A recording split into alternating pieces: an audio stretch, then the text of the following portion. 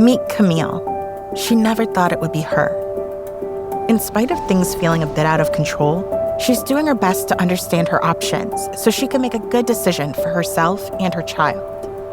Adoption was the one she knew the least about. Instead of just ruling it out, she's taking the time to learn more about what adoption looks like today. Here it is, broken down into some basic steps. The first step is to get the facts. Talk to an adoption professional, either from an adoption agency or law firm. They'll explain what's involved every step of the way. Next, pick an adoption agency or attorney. All agencies have caseworkers who work with expectant moms and serve as a guide during the pregnancy. If someone is considering working with an attorney, be sure that he or she has plenty of experience with adoption and ask what services and support they offer. The next step is to create a personalized adoption plan. A birth mom is in control of all her adoptive decisions. For example, what she wants in a family, and then how to choose a family. How much contact she wants with her child and the adoptive family. How does the baby's father fit into all of this and his legal rights?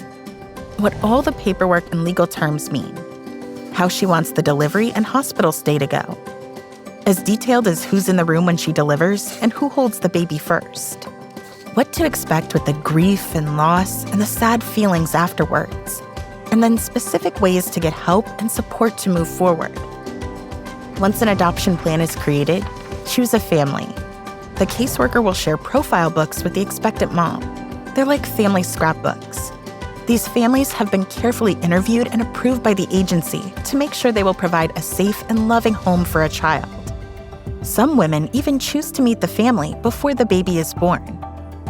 This is a good time for an expectant mom to ask her caseworker to connect her with a birth mom. Speaking with someone who is already placed may be helpful for her when exploring her options and could provide a unique avenue of support.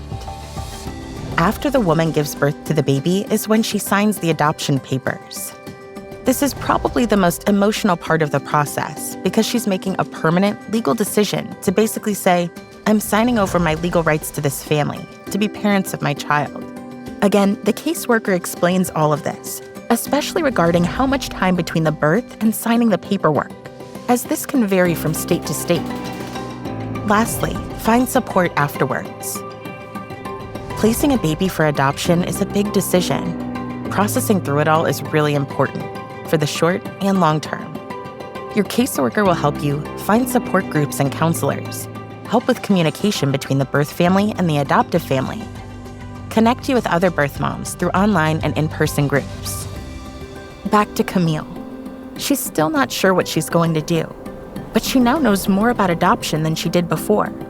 She sees that she would get to be involved and in control.